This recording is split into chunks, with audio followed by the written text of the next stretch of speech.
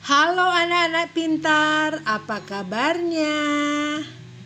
Kita bertemu lagi dalam pembelajaran tematik.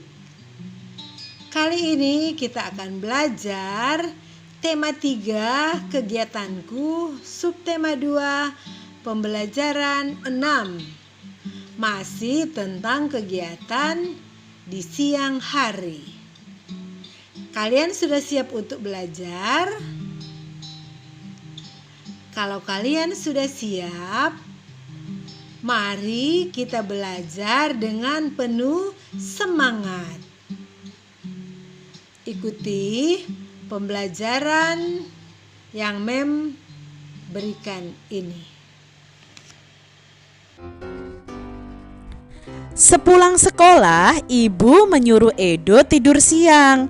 Edo menurut perintah ibu. Edo tahu tidur siang baik untuk kesehatan. Nah, adik-adik, apakah kalian pernah tidur siang atau kalian terbiasa tidur siang, adik-adik? Nah, tidur siang itu baik loh untuk kesehatan kita. Nah, di sini ada percakapan antara ibu dan Edo. Kita baca bersama-sama yuk. Selamat datang kembali, Edo. Apakah kamu lelah, Nak? Tanya ibu. Iya, Bu, Edo sedikit lelah, jawab Edo. Kalau begitu, setelah makan nanti kamu tidur siang ya, Nak, kata ibu.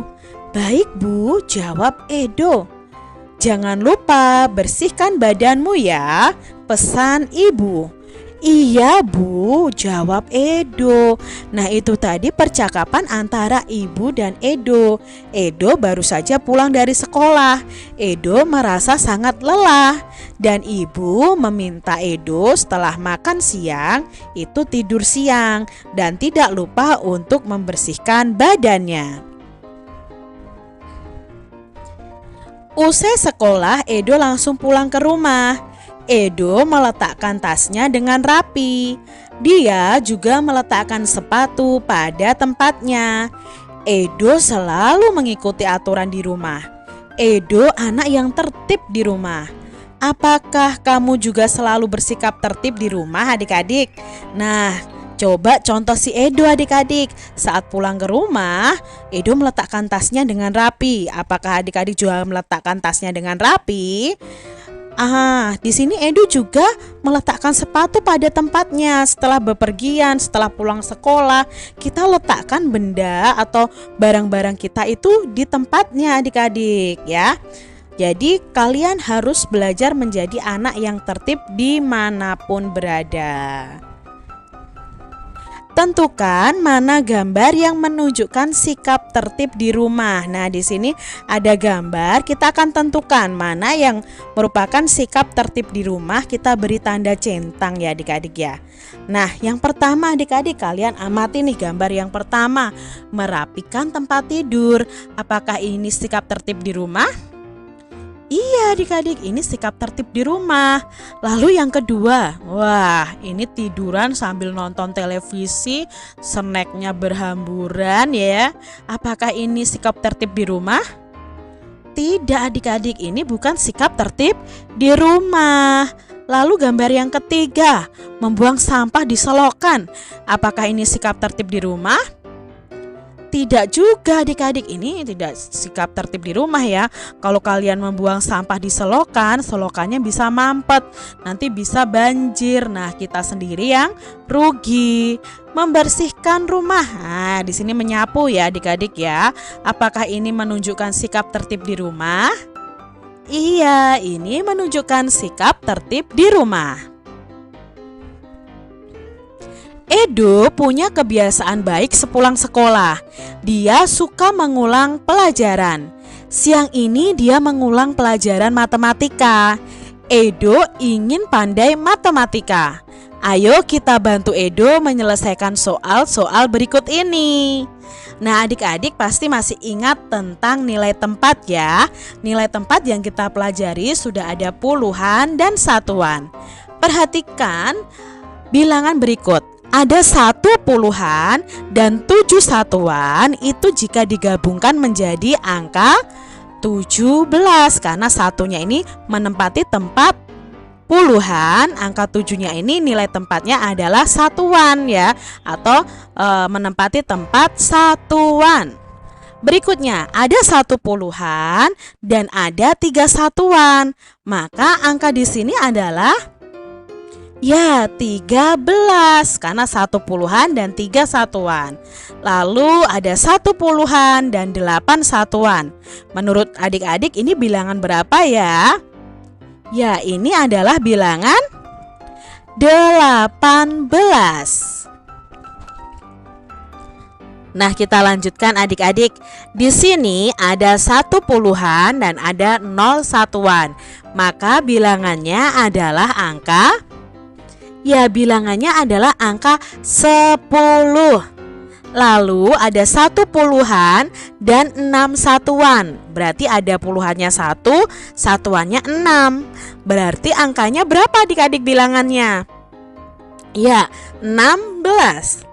Lalu berikutnya adik-adik, ada 1 puluhan dan 5 satuan. Maka bilangannya adalah bilangan 1 puluhan 5 satuan. Berarti ada bilangan 15. Nah, sekarang tentukan nilai tempat dari bilangan-bilangan berikut ini. Ada bilangan 14. Yang menempati tempat puluhan adalah angka 1. Lalu yang menempati tempat satuan adalah angka 4 atau bilangan 4. Jadi 14 itu 1 puluhan, 4 satuan. Berikutnya ada bilangan 19. Maka yang menempati tempat puluhan dan satuannya adalah bilangan berapa adik-adik? Ya, puluhannya adalah 1. Lalu satuannya adalah 9.